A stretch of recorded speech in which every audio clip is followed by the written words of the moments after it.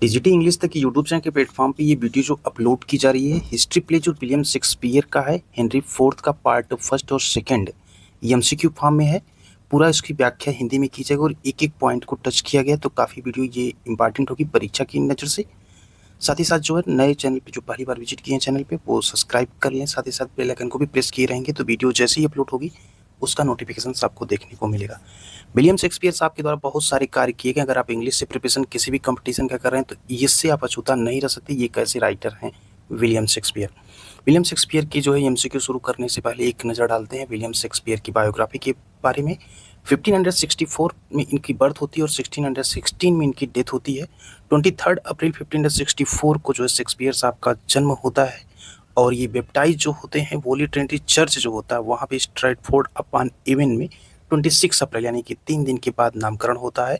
Stratford upon Avon जो है ये टाउन पड़ता है, डिस्ट्रिक्ट जो रहती है स्ट्रैटफोर्ड ऑन एवन की। वहाँ पे डेथ के बारे में अगर इनकी बात करें तो डेट जो है कंफर्म नहीं है, इसीलिए आस पास की जो डेट उसी को मान करके 23 अप्रैल 1616 को जो है इनकी डेथ है। इनके फादर का नाम है जॉन शेक्सपियर और वो कॉर्न और मीट लेदर के जो थे ये व्यापारी थे, और मदर इनकी नाम था मैरी अर्डन। तो ये विलियम शेक्सपियर के द्वारा जो कुल 154 सॉनेट्स भी लिखे गए हैं।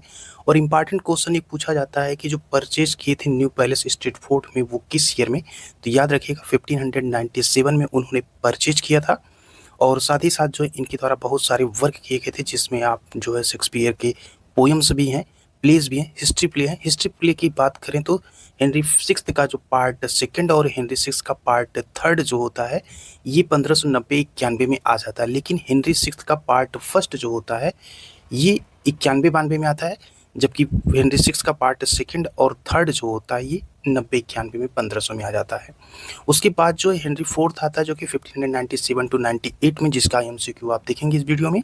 और उसके बाद जो आता है हेनरी फिफ्थ आता है 1598 टू 99 में आता है। और इनके द्वारा जो एक हेनरी 8 आता है जो कि 1612 टू 13 में जो है ये आता है। तो ये इंपॉर्टेंट जो है इनकी हिस्ट्री के प्ले हैं। उसके बाद बहुत सारे वर्क इनके द्वारा किए गए। रिचर्ड थर्ड की भी एमसीक्यू आपको मिलेगी, किंग जॉन की भी मिलेगी, मच एडो अबाउट नथिंग की मिलेगी, एंटोनियो एंड क्लेयोपेट्रा की मिल चुकी, वो अपलोड है उसको आप देख लीजिए एक बार।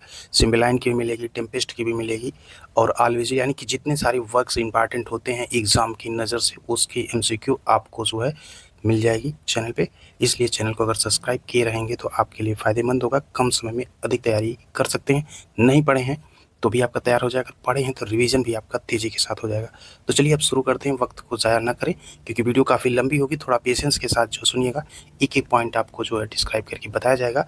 विलियम शेक्सपियर का खूबसूरत जो ऐतिहासिक प्ले है वो है हेनरी फोर्थ का पार्ट फर्स्ट और सेकेंड। ये ब्रह्मास्त्र वीडियो है एमसीक्यू। सबसे पहला क्वेश्चन यहाँ पे कह रहा है कि which historical event primarily serves as the backdrop for Henry fourth part first, यानी कि कौन सी जो विच हिस्टोरिकल इवेंट, कौन सी ऐतिहासिक घटना जो है primarily serves as the backdrop, मुख्य रूप से हेनरी फोर्थ के पार्ट फर्स्ट की जो है यहाँ पे क्या करती है, पृष्ठभूमि के रूप में कार्य करती है। तो उस घटना के बारे में आपको बताना है। ऑप्शन यहाँ पे जो दिया गया the war of the roses, क्या वो जो है वार्स ऑफ द रोजेस था, या द 100 ईयर्स वार था, या फिर the rebellion against king Henry fourth led by the Percy family, यानी कि किंग हेनरी फोर्थ के खिलाफ जो विद्रोह का नेतृत्व पर्सी परिवार ने किया था, क्या वो ऐतिहासिक घटना जो थी हेनरी फोर्थ भाग फर्स्ट की पृष्ठभूमि थी, या फिर द गन पाउडर प्लाट थी। तो राइट ऑप्शन यहाँ पे हो जाएगा सी, जो rebellion against king Henry fourth led by the Percy family जो थी, ये इंपॉर्टेंट जो थी पृष्ठभूमि थी हेनरी फोर्थ के भाग फर्स्ट के लिए। यहाँ पे आपको बताया कि जो हेनरी के द्वारा जो है सिंहासन पर कब्जा करने और पर्सी के साथ जो उसके व्यवहार के खिलाफ जो शिकायतों से प्रेरित करके जो है ये जो विद्रोह हुआ था उसी पे ये केंद्रित था, किंग हेनरी फोर्थ के खिलाफ विद्रोह जिसका नेतृत्व पर्सी परिवार ने किया था। अगला क्वेश्चन देखते हैं। क्वेश्चन नंबर सेकंड कह रहा है कि who is the charismatic and rebellious son of King Henry fourth, यानी कि जो राजा हेनरी थे फोर्थ, इनका जो करिश्माई और विद्रोही पुत्र जो है वो कौन है। ऑप्शन आपके सामने जॉन ऑफ गॉन्ट या हार्ट्सपर या प्रिंस हेल या फाल्स्टफ। तो जो पुत्र थे वो उनका नाम था प्रिंस हेल। प्रिंस हेल जो है, प्रिंस हेनरी अक्सर हेल कहा जाता था प्रिंस हेनरी को ही, और यह जो है एक गैर जिम्मेदार युवा से एक जिम्मेदार उत्तराधिकारी के रूप में जो है एक प्रमुख इनका इंपॉर्टेंट प्ले रहता है यहाँ पे। तो राइट ऑप्शन जो हो जाएगा वो आपका ऑप्शन नंबर जो है Prince Hal C. Next question देखते हैं। नेक्स्ट कह रहा है कि what is the name of the tavern in Eastcheap where Falstaff and his companions frequent, यानी कि ईस्टचीप में उस सराय का एक नाम पूछा जा रहा है यहाँ पे, जहाँ पे फास्टअप और उसके साथी जो अक्सर क्या करते थे, मिलते रहते थे। तो यहाँ पे जो राइट ऑप्शन हो जाएगा द बोअर हेड टावर्न, क्योंकि यहाँ पे टावर्न है। अगर यहाँ पे हम पूरा ऑप्शन पढ़ेंगे तो टाइम अधिक लगेगा, इसलिए डायरेक्ट हम आंसर पे टिक करते हैं। बाकी जहाँ पे थोड़ा सा विश्लेषण होगा वहाँ पे बताएंगे। द बोअर हेड टावर्न में जो था ये लोग मिलते थे, और ये जो है युद्ध के मैदान के विपरीत एक दुनिया के रूप में जो है यहाँ पे लोग कार्य करते थे। इसका मतलब ये वहाँ पे क्या करते थे, मौज मस्ती की जगह थी, तो वहाँ पे लोग मिलते थे।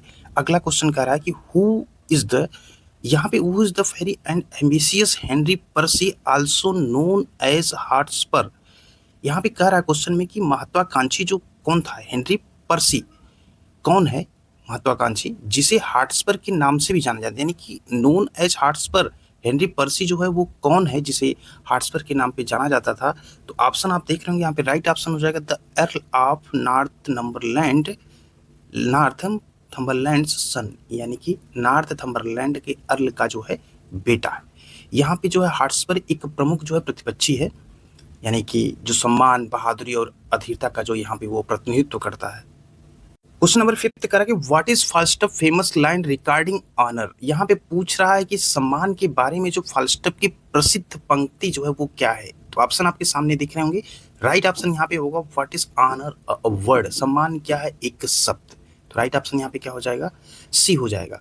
यहाँ पे क्या होता है, फाल्स्टफ का जो व्यवहार होता है ना, अक्सर वो एक प्रकार का संकीर्ण दृष्टिकोण अपना दिखाता रहता है, और सम्मान जैसी जो धारणाएं होती हैं वो आदर्शवाद की जो क्या होती हैं, वो आदर्शवाद जो हॉटस्पर रहता है उसके विपरीत होती हैं। नेक्स्ट क्वेश्चन कह रहा है who is the shrewd and manipulative uncle of Hotspur who plays significant role in the rebellion. क्वेश्चन में ये पूछ रहा है कि जो यहाँ पे हॉटस्पर है वो क्या है, चालाक जो उसका चाचा है कौन है। यहाँ पे पूछ रहा है कि उसका चाचा कौन है हॉटस्पर का, जो विद्रोह में महत्वपूर्ण क्या करता है, भूमिका निभाता है विद्रोह में। तो उसका नाम क्या है। ऑप्शन में राइट हो जाएगा द अर्ल ऑफ वारचेस्टर, जो है राइट ऑप्शन सी होगा। वारचेस्टर जो है राजनीतिक चालबाजी, और इसका क्या होता था, राजा के प्रति जो है नाराजगी जो होती है, ये विद्रोह के गठन काफी इंपॉर्टेंट रोल करता है ये। Question number 7 correct in Henry fourth part first, यानी कि हेनरी चतुर्थ के भाग पहले में जो है where does the climactic battle between the king's forces and the rebels take place. यानी कि जो हेनरी चतुर्थ का भाग फर्स्ट में राजा की सेना और विद्रोहियों के बीच जो चरमोत्कर्ष युद्ध होता है वो कहाँ होता है। तो वो प्लेस का नाम होता है श्रेष्ठबरी। ऑप्शन नंबर सी राइट होगा। श्रेष्ठबरी की लड़ाई जो होती है एक निर्णायक क्षण है, जहाँ पे क्या होता है कि राजकुमार हेल जो होता है वो अपनी वीरता साबित करता है, और इसका सामना जो करता है वो कौन करता है, वो सामना इसका करता है हॉटस्पर जो है इसका सामना करता है। तो वो लड़ाई का प्लेस का है श्रेष्ठबरी। अगला क्वेश्चन है कि who kills Hotspur in the battle of Shrewsbury, यानी कि जो श्रेष्ठबरी की जो लड़ाई हुई थी हॉटस्पर को जो है मारा किसने। तो यहाँ पे अभी ऊपर डिस्कस किया कि हेल के विपरीत था तो हेल ही मारेगा, तो राइट ऑप्शन हो जाएगा प्रिंस हेल। तो प्रिंस हेल ने जो है अपने कर्तव्य के प्रति जो है ये वफादारी प्रतिबिद्ध कहा जाता था, और एक सक्षम था वो, तो यहाँ पे उसने जो है मारा था। क्वेश्चन नंबर 9 करा कि what humorous claim does Falstaff make regarding Hotspur death. जब हॉटस्पर की मौत के बारे में जो है एक दावा करता है, वो भी मजाकिया लहजे में, कौन, हॉटस्पर की जब मौत यहाँ पे होती है तो फाल्स्टफ ये काम करता है, एक मजाकिया जो दावा करता है वो क्या है कि यहाँ पे फाल्स्टफ स्ट्रक द फाइनल ब्लो, यानी कि फाल्स्टफ ने जो है वो क्या किया था, अंतिम प्रहार किया था। तो फाल्स्टफ की जो है यहाँ पे आत्म प्रशंसा के और प्रवृत्ति का एक उदाहरण रहता है यहाँ पे फाल्स्टफ, तो राइट ऑप्शन सी हो जाएगा।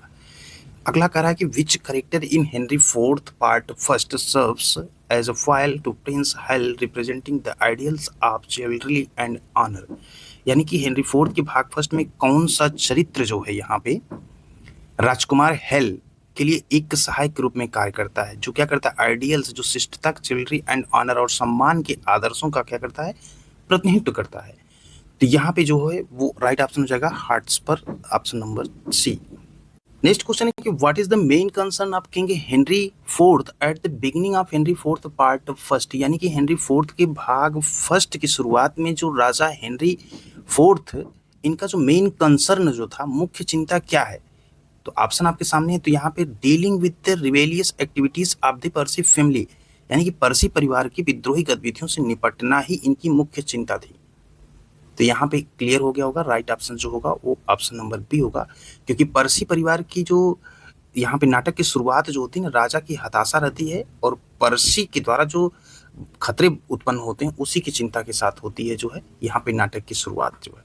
अगला क्वेश्चन करेगा, who is the arc bishop who join the rebellion against king Henry fourth in Henry fourth part second, यानी कि हेनरी फोर्थ के भाग द्वितीय में राजा हेनरी फोर्थ के खिलाफ जो है विद्रोह में शामिल होने वाला जो आर्क बिशप था, आर्क बिशप के बारे में आपको जो है बताना है कौन था वो आर्क बिशप। तो यहाँ पे राइट ऑप्शन जो हो जाएगा आर्क बिशप जो था वो यार्क स्क्रूप, यानी कि archbishop Scroop of York, York का जो था वो आर्क बिशप स्क्रूप था। तो राइट ऑप्शन बी हो जाएगा, क्योंकि इसकी भागीदारी जो थी वो राजा के खिलाफ जो विरोध में जो है एक नैतिक और धार्मिक आयाम के तौर पे जुड़ती है। नेक्स्ट क्वेश्चन है, क्वेश्चन नंबर 13 कह रहा है कि which of Falstaff disreputable companions is known for his disease and eventual death.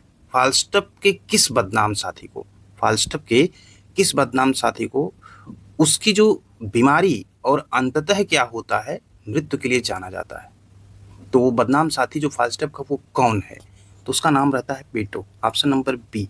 नाटक में जो है यहाँ पे स्पष्ट रूप से कहा जाए तो मरते हुए तो दिखाया नहीं गया है, क्योंकि पेटो क्या रहता है ये हमेशा अस्वस्थ रहता है, स्वस्थ नहीं रहता है। बाद में जो है यहाँ पे जो है एक हेनरी फिफ्थ में क्या करते हैं कि चोरी के लिए यहाँ पे दिखाया गया है, जो वहाँ पे एक कैरेक्टर आता है वार्डोल्फ का, जो है वहाँ पे फांसी दी गई थी वो हेनरी फिफ्थ में जो चोरी के लिए। लेकिन यहाँ पे पेटो को जो है अस्वस्थ के रूप में चित्रित किया गया है, यहाँ पे मुख्य रूप से जो है मरते हुए नहीं दिखाया गया है। लेकिन यहाँ पे जो क्वेश्चन पूछा गया कि इसमें जो उसकी बीमारी अंततः मृत्यु के लिए जाना जाता है, तो बीमारी थी लेकिन यहाँ पे मरते हुए नहीं दिखाया गया, तो वो पेटो नाम था, ऑप्शन नंबर बी राइट होगा।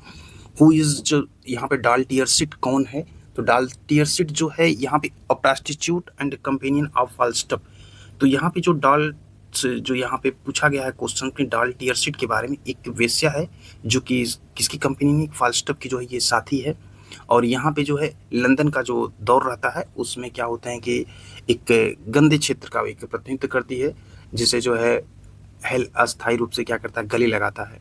यहाँ पे जो ये फाल्स्टफ की वेश्या साथी रहती है वहाँ पे। फिर नेक्स्ट क्वेश्चन देखते हैं, अगला क्वेश्चन कर रहा है कि what is the Gaultree forest incident in Henry fourth part second, यानी कि हेनरी फोर्थ के भाग सेकेंड में गाल्ट्री फॉरेस्ट की जो घटना है ना वो क्या है। तो उसकी जो घटना थी उसमें जो था a deceptive parley where the rebel leaders are arrested. एक वहाँ पे क्या होता है कि इस टाइप की भ्रामक वार्ता होती है जिसपे क्या कहते हैं रिबेल जो लीडर्स रहते हैं उनको क्या कहते हैं गिरफ्तार किया जाता है। तो गाल्ट्री फॉरेस्ट की घटना जो रहती है हेनरी फोर्थ के भाग सेकंड में, वहाँ पे एक प्रकार से भ्रामक वार्ता होती है जिसमें विद्रोही नेताओं को क्या कर लिया जाता है गिरफ्तार कर लिया। तो राइट ऑप्शन हो जाएगा सी। यहाँ पे क्या होता है कि जो लैंकेस्टर के राजकुमार रहते हैं जॉन, ये क्या होता है कि जो विद्रोही होते हैं उनको भंग करने के लिए एक अपना तरफ से जो छल करते हैं और उसके बाद जो है अपनी राजनीतिक शक्ति और व्यवहारिकता का प्रयोग कर करके जो है नैतिक रूप से जो है ये स्पष्ट तौर पर प्रकृति को क्या करते हैं उजागर करते हैं। तो यहाँ पे कुछ ऐसा था लंकेस्टर के राजकुमार जॉन विद्रोही जो थे उसके लिए था। तो यहाँ पे राइट ऑप्शन हो जाएगा ऑप्शन नंबर सी। क्वेश्चन 16 में देखते हैं, यहाँ पे पूछ रहा है कि who delivers a powerful speech. तो यहाँ पे पूछ रहा है कि जो mysteries of kingship in Henry fourth part second में जो है चतुर्थ भाग के 2 में जो है यहाँ पे पूछ रहा है कि जो मिस्ट्रीज थी यानी कि राजत्व के दुखों पर जो एक स्पीच जो है पावरफुल भाषण जो दिया था किसने दिया था। तो यहाँ पे ऑप्शन में जो है वो होगा किंग हेनरी फोर्थ ने दिया था।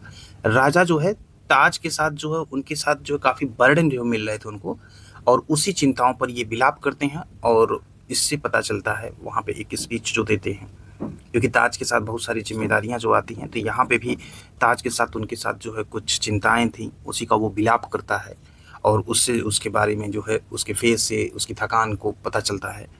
अगला है कि what role does the Lord Chief Justice play in Henry fourth part second में जो है लॉर्ड चीफ जस्टिस की भूमिका जो है क्या है। तो यहाँ पे वो भूमिका जो थी वो राइट हो जाएगा कोई ऑप्शन नंबर सी कि he represent the authority of the law and confronts Hal's past behaviour. वह कानून के अधिकार का प्रतिनिधित्व करता है और वो यहाँ पे क्या करता है जो हेल के पिछले व्यवहार का जो है वो क्या करता है पास्ट बिहेवियर जो रहता है उसका कन्फ्रंट करता है, सामना करता है। क्वेश्चन नंबर 18 कह रहा है कि which character is known for his bombastic language and frequent use the word pistol. यानी कि जो कौन सा चरित्र है यहाँ पे पूछ रहा है कि जो पिस्तौल शब्द के लगातार उपयोग के लिए जाना जाता है, और वो लैंग्वेज कौन होती है, वो आडंबरपूर्ण लैंग्वेज होती है। तो यहाँ पे जो है राइट ऑप्शन सी हो जाएगा। यहाँ पे पिस्तौल जो है ना एक हास्यपूर्ण जो है चरित्र है, जो कि एक प्रकार से देखा जाए तो हाइपरबोल है, और यहाँ पे हाइपरबोल स्पीच के लिए जो है ये जाना जाता है। What is the significance of prince Hal soliloquy in Henry fourth part first where he compares himself to the sun breaking through clouds. इस क्वेश्चन में पूछ रहा है कि जो हेनरी चतुर्थ का भाग फर्स्ट जो होता है उसमें प्रिंस हेल का जो है सोलिक्यूल का क्या इंपॉर्टेंट है, कलाप का जो इंपॉर्टेंट क्या है, वेयर ही कंपेयर्स हिमसेल्फ, जहां वो खुद की तुलना क्या करता है, to the sun breaking through clouds, तुलना जो है बादलों के बीच से जो सूरज निकलता है ना उससे करता है। तो यहाँ पूछा जा रहा है कि प्रिंस हेल की जो है इकलाब का इंपॉर्टेंट क्या है, जहां वो अपनी तुलना ऐसे करता है सूरज बादल से निकलने पे। तो राइट ऑप्शन यहाँ पे हो जाएगा ऑप्शन सेकंड होगा, it shows he intention to abandon his dissolute lifestyle at the opportunity moment, यानी कि उसके ये यहाँ पे इरादे को जो है वो क्या करता है, दर्शाता है, और यहीं पे जो है अपनी जो उसकी जीवन शैली जो अव्यवस्थित रहती है उसे क्या करता है, वो त्याग देता है। Life style at the opportunity moment. अगला क्वेश्चन कर रहा है, What news does rumor bring at the beginning of Henry fourth part second, यानी कि जो हेनरी का चतुर्थ का भाग सेकेंड की जो शुरुआत होती है ना वहाँ पर एक र्यूमर होता है, यानी कि अफवाह क्या खबर लाती है।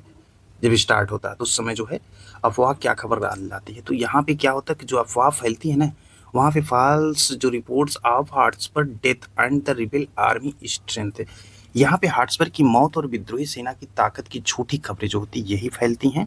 और यहाँ पे हार्ट्सबर्ग की मौत और विद्रोही सेना की जो झूठी खबर थी ये नाटक की शुरुआत में देखा जाए तो गलत सूचना का एक माहौल यहाँ पे बनाती है।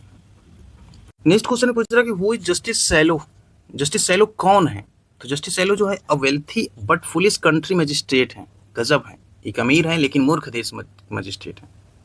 तो यहाँ पे जो है मूर्ख हैं या ग्रामीण समाज की जो है शैली होती है उसी का ये प्रतिनिधित्व करते रहते हैं, और फाल्स्टफ जो है अपने लाभ के लिए क्या करता है, जो है शोषण करता है। अगला क्वेश्चन करके what is the nature of Falstaff.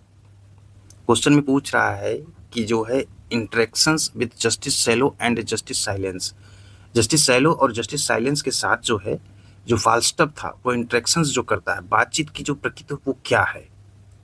तो यहाँ पे राइट ऑप्शन जो हो जाएगा कि he manipulates them for money and recruit soldiers from their states, यहाँ पे वो पैसे के लिए उनके साथ वो छेड़छाड़ करता है और उनकी जागीरों से सैनिकों की क्या करता है, भर्ती करता है। तो यहाँ पे अभी आपको ऊपर भी बताया गया था फाल्स्टफ के बारे में। फाल्स्टफ क्या होता है, ग्लूस्टरशायर की यात्रा जो है एक प्रकार से देखा जाए तो वहाँ पे टोटली वो शोषण के भाव जो है तो वो व्यक्त होते हैं। अगला क्वेश्चन है, What event forces Prince Hal to fully embrace his royal responsibilities in Henry IV Part II? पहले क्वेश्चन को समझिएगा कि जो हेनरी का चतुर्थ भाग द्वितीय में जो है कह रहा है कि कौन सी घटना जो है यहाँ पे प्रिंस हेल को अपनी जो है शाही रॉयल रिस्पॉन्सिबिलिटीज, अपनी शाही जिम्मेदारी को पूरी तरह से जो है अपनाने को मजबूर करती है। तो वो घटना कौन सी थी। तो यहाँ पे घटना स्पष्ट है कि the Kings serious illness and apparent death, यानी कि राजा की गंभीर बीमारी और मृत्यु यहाँ पे होगा। यहाँ पे क्या होता है कि भविष्य की भूमिका का सामना करने के लिए जो होता है और ताज को जो दावा होता है उसी चीज़ को यहाँ पे बता रहा है कि फुली तौर पे जो है एम्ब्रेस करने की बात कर रहा है कि जो हेल जो होता है जिम्मेदारी को पूरी तरह से अपनाने के लिए जो ये घटनाएं जो उसको मजबूर करती हैं। क्वेश्चन नंबर 24 है, यहाँ पे पूछा जा रहा है कि what is the significance of हल टेकिंग द क्राउन। यहाँ पे क्या करता है कि टेकिंग जो है ले लेता है, क्राउन मतलब मुकुट हेलो है, यानी कि from he sleeping father's bedside, यानी कि जब उसके पिता जो है सोते रहते हैं तो बिस्तर से जो है मुकुट लेने का इंपॉर्टेंस क्या होता है हेल के द्वारा। तो ये क्वेश्चन में पूछा जा रहा है। तो यहाँ पे हो जाएगा कि it symbolize the weight of responsibility his about assume at his internal struggle, ये जिम्मेदारी के भार का एक प्रतीक है जिसे वो ग्रहण करने वाला है, और उसका जो है ये इंटरनल क्या है, स्ट्रगल, आंतरिक संघर्ष है। तो यहाँ से ये क्लियर हो गया होगा। और यहाँ पे जो ये दृश्य जो होता है ना इंपॉर्टेंट होता है, क्योंकि यहाँ पे जो इंटरनल स्ट्रगल जो होता है ना यहाँ पे क्या होता है, अंततः वो ये स्वीकार कर लेता है कि ठीक है मेरे भाग्य में आजकल अंततः यही है, और इम्पॉर्टेंट तौर पे वो प्ले फिर करता है। नेक्स्ट क्वेश्चन कर रहा है कि what is king Henry fourth dying advice to Prince Hal, यानी कि प्रिंस हेल को मरते समय जो सलाह दिए थे राजा हेनरी चतुर्थ। तो यहाँ पे राइट ऑप्शन हो जाएगा to keep the kingdom occupied with virgin wars to prevent internal strife, यानी कि उन्होंने ये कहा था, जैसे सभी लोग कहते हैं कि आंतरिक जो कलह है उसको रोकने के लिए और विदेशी युद्ध जो था उसमें व्यस्त रखना, ये चीज उनकी सलाह थी मरते समय। क्वेश्चन 26 है what is the ultimate fate of Falstaff in Henry fourth part second, यानी कि इसमें पूछा जा रहा है कि हेनरी फोर्थ के भाग सेकंड में फाल्स्टफ का अंतिम भाग्य क्या है, अल्टीमेट फेट ऑफ फाल्स्टफ। तो यहाँ पे जो है he is banished by the newly crowned king Henry fifth, उसे नए ताज पहने राजा हेनरी फिफ्थ द्वारा जो है निर्वासित कर दिया जाता है। क्वेश्चन नंबर 27 है कि who delivers the famous line I know thee not old man to Falstaff, Falstaff को प्रसिद्ध पंक्ति मैं तुम्हें नहीं जानता, आई नो द नॉट मैं तुम्हें नहीं जानता, ओल्ड मैन बूढ़े आदमी, किसने दी है ये प्रसिद्ध पंक्ति? ये प्रसिद्ध पंक्ति जो वो king Henry fifth formally Prince Hal, यानी कि जो किंग हेनरी फिफ्थ हैं पूर्व में प्रिंस हेल हैं, इन्हीं के द्वारा ये पंक्ति जो है हेल जो है अपने अतीत से जो है निर्णायक विराम और अपने साहित्य कर्तव्य के प्रति जो इनकी प्रतिबद्धता को जो है ये यहाँ पे इस लाइन में दर्शाती कि आई know thee not old man, यानी कि मैं तुम्हें नहीं जानता बूढ़े आदमी, फाल्स्टफ को जो है प्रसिद्ध पंक्ति ये दी गई थी किंग हेनरी फिफ्थ, यानी फॉर्मली जिसे प्रिंस हेल के नाम से जानते हैं। अगला क्वेश्चन देखते हैं कि what is the name of जो है हॉटस्पर वाइफ, हॉटस्पर की पत्नी का नाम क्या है? तो पत्नी का नाम है लेडी पर्सी या किट, तो राइट ऑप्शन बी हो जाएगा, क्योंकि कभी कभी जो है उग्र स्वभाव जो है यहाँ पे उसका देखने को मिलता है, जब उसकी हॉटस्पर से बात होती है तो अक्सर ऐसी चीजें होती रहती हैं। नेक्स्ट क्वेश्चन है कि what is Mortimer, who is Mortimer, Mortimer कौन है and what is his significance to the rebellion in Henry fourth part first, यानी कि मोर्टिमर कौन है और हेनरी फोर्थ के पार्ट फर्स्ट में जो है विद्रोह के लिए उसका सिग्निफिकेंस, उसका इम्पॉर्टेंट जो है क्या है विद्रोह के लिए। तो यहाँ पे मोर्टिमर के बारे में ये जान लीजिए कि Mortimer he has a strong claim to the throne, उसके पास सिंहासन के लिए एक मजबूत दावा है, and marriage on Glendower daughters, और जो है वो ग्लेनडावर की बेटी से शादी करता है, अलाइंग विद द रिबेल्स, तो राइट ऑप्शन हो जाएगा C. Question number 30 what is the role of Owen Glendower in Henry fourth part first में जो है ओवन ग्लेनडावर की भूमिका क्या है? तो वो he is a Welsh rebel leader allied with the Percy and Mortimer, वह एक वेल्स का क्या विद्रोही नेता है जो पर्सिस और मार्टिमर के साथ जो इसके संबंध है। तो यहाँ पे जो है ग्लेनडावर जो राजा हेनरी के अधिकार को चुनौती देने वाला जो है एक अलग से गुट बनाता है और उसी का जो है ये प्रतिनिधित्व करता है। अब नेक्स्ट क्वेश्चन में पूछा जा रहा है कि what is the name of King Henry fourth before he become king, यानी कि राजा बनने से पहले राजा हेनरी चतुर्थ का नाम क्या था? तो वो नाम जो था वो बोलिंग ब्रोक था, ऑप्शन सी राइट होगा, हेनरी बोलिंग ब्रोक नाम था। तो यहाँ पे जब रिचर्ड द्वितीय जो होते हैं ना पदच्युत करके जब सिंहासन पर होता है तो उस समय विद्रोहियों का आक्रोश क्या होता है वो काफी बढ़ा देता है। अगला देखते हैं कि which character often speak in prose rather than verse reflecting his lower social status and more pragmatic view of the world. यहाँ पे कह रहा है कि विच कैरेक्टर कौन सा पात्र ऑफन स्पीक इन प्रोज अक्सर पद्य की बजाय जो है रेदर देन वर्स गद्य में बोलता है, reflecting his lower social status जो उसकी जो निम्न सामाजिक जो है स्थिति and more pragmatic view of the world, और यहाँ पे जो उसकी सामाजिक स्थिति और दुनिया के प्रति अधिक जो है प्रैग्मेटिक व्यू यानी कि व्यवहारिक दृष्टिकोण को क्या करता है दर्शाता है। तो यहाँ पे बताना उस पात्र का नाम, तो उस पात्र का नाम आपको याद आ रहा होगा अगर पढ़े होंगे तो, वो पात्र है फाल्स्टफ जो है, वो पात्र इंपॉर्टेंट है क्योंकि यहाँ पे गद्य और पद्य के बीच का बदलाव अक्सर क्या यहाँ दिखाया गया कि जो सामाजिक स्थिति है, जो गंभीर स्थिति है उसी को दर्शाया गया यहाँ पे पद्य और गद्य के बीच के बदलाव को जो इंडिकेट किया गया वो, तो यहाँ पे राइट ऑप्शन हो जाएगा फाल्स्टफ। नेक्स्ट क्वेश्चन नंबर 13 कि what is the primary motivation of the Percy family in rebelling against king Henry fourth, यानी कि जो किंग हेनरी फोर्थ चतुर्थ के खिलाफ जो है विद्रोह जब होता है तो पर्सी परिवार की जो प्राथमिक मोटिवेशंस क्या होती है? तो यहाँ पे आप ऑप्शन हो जाएगा देयर जो है dissatisfaction with the reward they received after helping Henry gain the crown and their opposition to his policies. यहाँ पे जो मेन तौर पे देखा जाए तो हेनरी को ताज हासिल करने में मदद करने के बाद जो पुरस्कार मिले थे उनकी नीतियों का उनका विरोध था। तो यहाँ पे क्या होता है कि पर्सी जो होता है ना वो अपमानित जो है महसूस करता है और मानता है कि राजा उनके समर्थन के लिए क्या है कृतज्ञ है। तो यहाँ पे जो क्वेश्चन पूछा जा रहा था क्वेश्चन के अंतर्गत ये पूछा कि राजा हेनरी जो चतुर्थ के खिलाफ विद्रोह करने पे जो है यहाँ पे पर्सी परिवार की प्राथमिक प्रेरणा क्या थी? तो ये प्रेरणा थी, ऑप्शन बी जो है राइट होगा। 34 कह रहा है कि in Henry fourth part first, Henry fourth के पार्ट फर्स्ट में जो what prank do Hal and Poins play on Falstaff, Hal और पॉइंट्स ने फाल्स्टफ पर क्या जो है वो शरारत की, प्रैंक किया, कौन सा। तो यहाँ पे कह रहा है कि they disguise themselves and rob Falstaff after he boasts of robbing others, यानी कि भेष बदल कर क्या करते हैं वो फाल्स्टफ को क्या करते हैं, लूट लेते हैं, और जब वो दूसरे को लूटने का दावा करता है। तो यहाँ पे राइट ऑप्शन हो जाएगा सी, क्योंकि यहाँ पे जो है जब भेष बदल कर वो एक दूसरे को लूटने का दावा करते हैं, तो यह जो है शरारत अगर देखा जाए तो हेल की जो है फाल्स्टफ की जो वीकनेस रहती है, यानी कि जो कम खामियां रहती हैं, उसी को जो है जागरूकता और एक प्रकार से जो कहा जाए तो शारीरिक शरारती व्यवहार में जो है उसकी अपनी इच्छा को प्रकट करता है। तो यहाँ पे यही हो जाएगा, अपना भेष बदल कर जो है फाल्स्टफ को लूट लेते हैं। अगला देखते हैं। नेक्स्ट करा कि what does Falstaff carry instead of pistol in the robbery prank. अब इसमें जो पूछा जा रहा है 35 में कि लूट की शरारत में जो पिस्तौल की जगह क्या ले जाता है, कौन, फाल्स्टफ जो है, तो यहाँ पे क्या ले जाता है, तो वो यहाँ पे अ बॉटल ऑफ सैक, यानी कि वाइन, शराब की बोतल। नेक्स्ट क्वेश्चन करें, what is the name of the battle where King Henry fourth initially defeated the rebels before the events of Henry fourth part first. Question पूछ रहा है, कुछ लड़ाई का नाम बताना है जहाँ पे राजा हेनरी फोर्थ और हेनरी फोर्थ के भाग फर्स्ट की घटनाओं पहले विद्रोहियों को क्या करता, हराया था।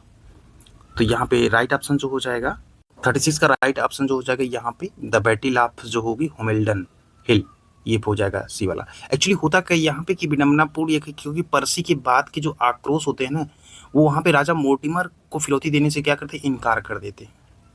तो यहाँ पे जो है जीत जो विडम्बनापूर्ण रूप से जो है पर्सी के बाद के आक्रोश के लिए जो मंच तैयार होता है, वहाँ पे राजा मोर्टिमर को फिरौती देने से इनकार कर देते तो एक मंच तैयार होता है। तो यहाँ पे द बैटल ऑफ क्या हो जाएगा, होमेल्डन हिल। नेक्स्ट क्वेश्चन है 37 का, who tells Hotspur that out of this nettle. यहाँ पे जो हॉटस्पर को कौन बताता है कि dangers we pluck this flower safety, यानी कि इस बिच्छू बूटी खतरे से जो है हम ये फूल सुरक्षा से क्या करते हैं, तोड़ते हैं। तो ये जो कहता है, बताता जो है हॉटस्पर को, उसका नाम रहता है द अर्ल ऑफ जो है वारचेस्टर, वारचेस्टर का जो है अर्ल रहता है।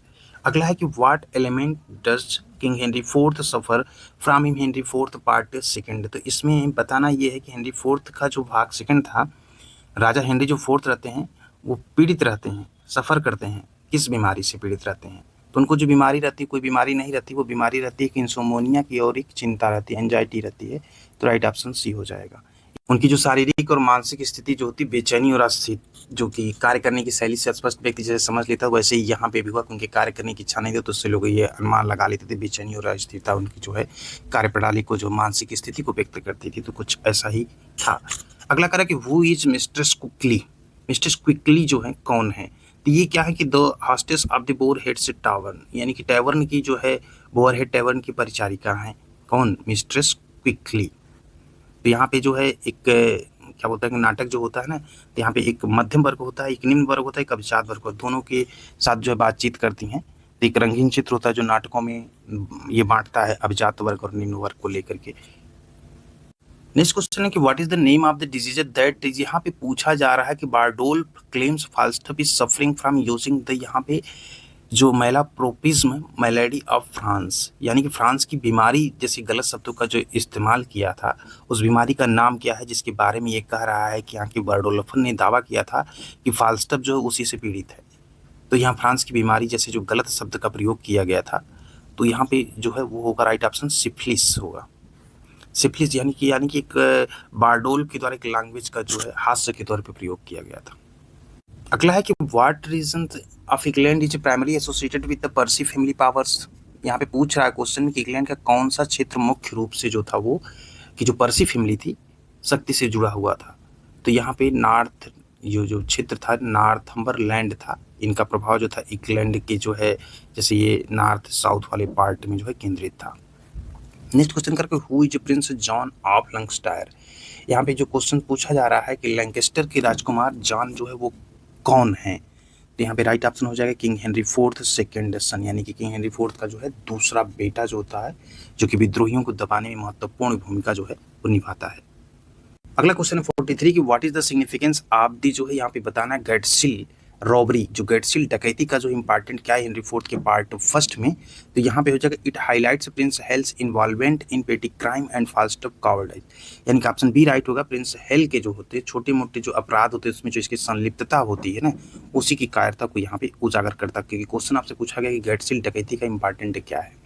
तो यहाँ पे जो गेटसील डकैती होती है एक प्रकार से देखा जाए तो अस्थायी चीज़ों को यहाँ पे दिखाया गया है। नेक्स्ट है कि व्हाट न्यूज डर्थ नॉर्थम्बरलैंड, यहाँ पे जो पूछा जा रहा है कि नॉर्थम्बरलैंड को जो है initially receive about the battle of Shrewsbury in Henry fourth part second, यानी कि हेनरी फोर्थ के पार्ट सेकेंड में जो है नॉर्थम्बरलैंड को जो है श्रेसबरी की लड़ाई के बारे में जो है रिसीव अबाउट द बैटल, शुरू में क्या जो है उसको इनिशियली न्यूज मिलती है, प्रारंभिक तौर पर उसे न्यूज क्या मिलती है, तो यहाँ पे जो है राइट ऑप्शन ये हो जाएगा कि conflicting and uncertain reports of the battle outcome, यानी कि लड़ाई के परिणाम की परस्पर विरोधी और जो रिपोर्टें होती हैं वो अनिश्चित होती, अनसर्टेन होती हैं, तो राइट ऑप्शन बी होगा। अगला क्वेश्चन है 45 की हु परस्यूड दिस नॉर्थम्बरलैंड जो होता है not to join the second rebellion in Henry fourth part second, Henry fourth का जो चतुर्थ का भाग सेकंड होता है वहाँ पे नॉर्थम्बरलैंड को जो है दूसरे विद्रोह में नॉट टू ज्वाइन शामिल न होने के लिए जो है कौन राजी करता है, तो यहाँ पे ये बताना कि जो दूसरा विद्रोह होता है तो राजी जो किया जाता है वो उसमें इसकी खुद की वाइफ रहती है, उसकी पत्नी लेडी जिसका नाम रहता है नॉर्थम्बरलैंड, यही जो है राजी करती है। तो यहाँ पे जो है देखा जाए तो मुख्य रूप से जो है इंपॉर्टेंट जो हिस्ट्री के क्वेश्चंस बन सकते हैं वो हेनरी फोर्थ के कुछ इसी के आसपास के क्वेश्चंस आपको देखने को मिलेंगे, जो कि 1597-98 के ड्यूरेशंस में जो विलियम शेक्सपियर के साथ की उस समय की जो कालखंड स्थितियाँ परिस्थितियाँ थी उसी को जो है यहाँ पे दिखाया गया है। तो आप ये 45 क्वेश्चन थे, वीडियो काफ़ी लंबी होगी, थोड़ा पेशेंस से एक क्वेश्चन को समझिएगा तो बहुत कुछ आप समरी स्टोरी समझ जाएंगे। बाकी मिलते हैं नेक्स्ट वीडियो के साथ। हाँ, और अगर आपको किसी भी वीडियो की ऐसा लगता है कि इम्पॉर्टेंट जो पार्ट अभी तक ना अपलोड हो पाया हो एक प्रकार से, वो आप कमेंट में पिन कर सकते हैं। वो राइटर कोई भी हो सकता है जो कि सिलेबस के ओरिएंटेड हो, क्योंकि सिलेबस से संबंधित ही आपको टू द पॉइंट देखने को मिलेगा टीजीटी इंग्लिश तक पे। ग्रामर की सीरीज को भी आप जरूर कंप्लीट कीजिए, पार्ट ऑफ स्पीच में जो है आपको कंप्लीट हो चुका, बस 2 से 3 बचे हुए हैं उसमें। बाकी जो है एक एक पार्ट जो एकदम एग्जैक्ट ग्रामर का है एक सिलेबस में, उसको कंप्लीट जो वीडियो आपको फटाफट मिल रही है, और भी वीडियोज़ भी जो है जल्दी देखने को मिलेगी।